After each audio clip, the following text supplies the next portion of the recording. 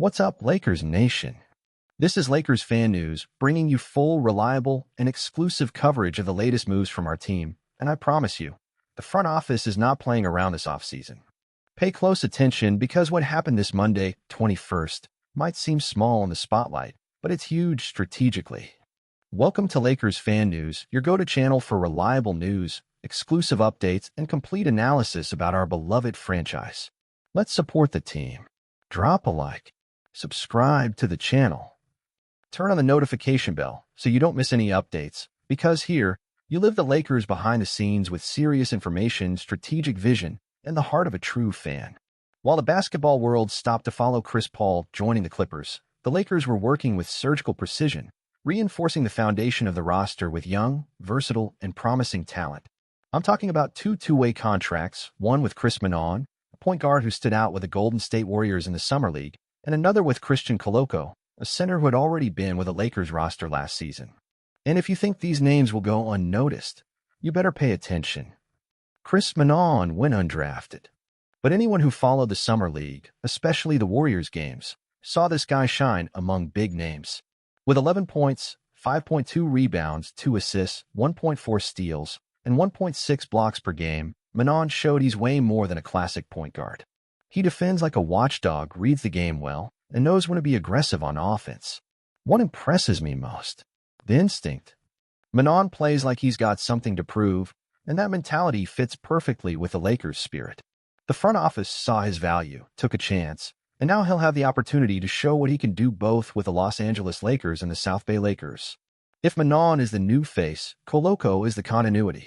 With 2 NBA seasons under his belt, including 37 games for the Lakers in 2024-25, the Cameroonian center has already shown flashes of his potential, especially in the G League. There he was dominant, 14.8 points, 8.3 rebounds, and 3.1 blocks per game. Not to mention, he started in 10 of the games he played. And the decision to keep him is anything but random. The front office knows Koloko can be a physical presence in the paint, with rim protection and solid rebounding, 2 areas the team struggled with at times last season. Even if he's not ready to be a full-time rotation center in the NBA just yet, a 2-way contract allows him to keep developing while staying connected to the main team environment. Just to clarify for those unfamiliar, a 2-way contract allows the player to play both in the NBA and G League, but with limitations. A maximum of 50 NBA games, and no playoff participation unless the contract is converted to a full deal. But here's a stat you can't ignore. Jordan Goodwin, who also started last season on a 2-way deal, ended up signing a full contract and played almost 20 minutes per game in the regular season, and even in the playoffs.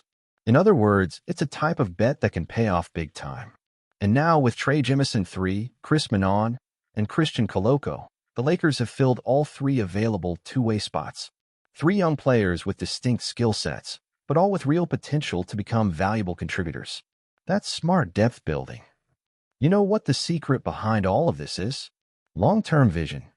While the big names grab headlines, the Lakers are focused on creating roster depth with cheap, versatile, and moldable pieces. That's crucial for a long and grueling NBA season.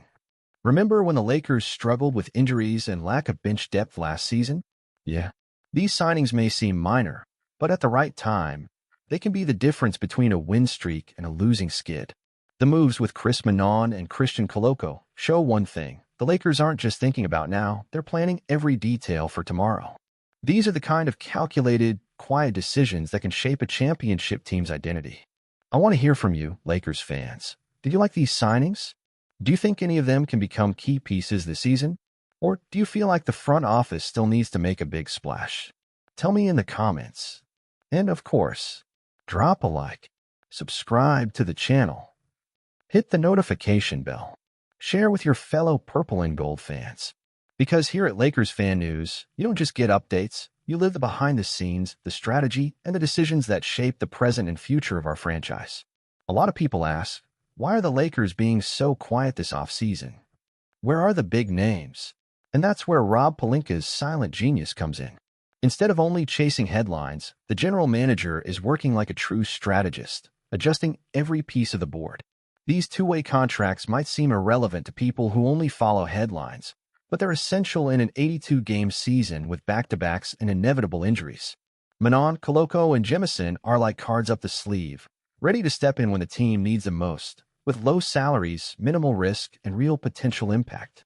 And more, with a new NBA collective bargaining agreement, smart teams are taking advantage of every rule detail. Using two-way contracts effectively is a way to navigate the salary cap while still keeping depth. The Lakers understand that, and they're playing with the rules in their favor. If we look at other contenders like the Nuggets, Celtics, or even the Warriors, many still rely heavily on their main roster. One injury, and their structure collapses. The Lakers, on the other hand, are betting on continuity and internal development. It's no surprise that even without a first-round pick in the latest draft, the franchise generated a lot of buzz at the Las Vegas Summer League. Why? Sharp scouts, strong scouting, and a growing technical development network. Chris Manon could be the next hidden gem. Koloko might become a reliable backup center. Trey Jemison could evolve into an energy guy off the bench. This is the kind of vision that doesn't show up in week 1 of the season, but makes all the difference in March, April, and the playoffs. Another point I want to highlight is the internal team environment. Young players hungry for opportunity, like Manon and Koloko, bring energy, focus, and competitiveness to practice. That raises the overall level of the group. And for a roster that still includes veterans like LeBron James and Anthony Davis, having that youthful energy around is vital. These rookies know they're under the spotlight. Every minute on the court is a chance to prove they deserve more. That builds a culture of effort, of merit.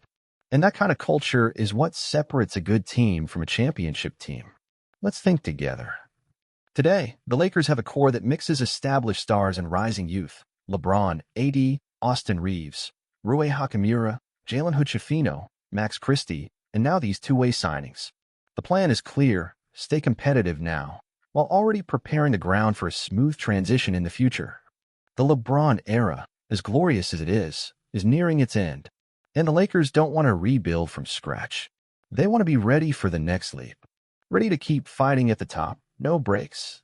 With Chris Manon and Koloko, the Lakers aren't just adding depth, they're planting the DNA of the next generation. Maybe the biggest takeaway here is not every signing needs to be loud to be important. The greatest teams in history weren't built on stars alone. They were built with balance, depth, and smart management. And what we're seeing in Los Angeles is exactly that.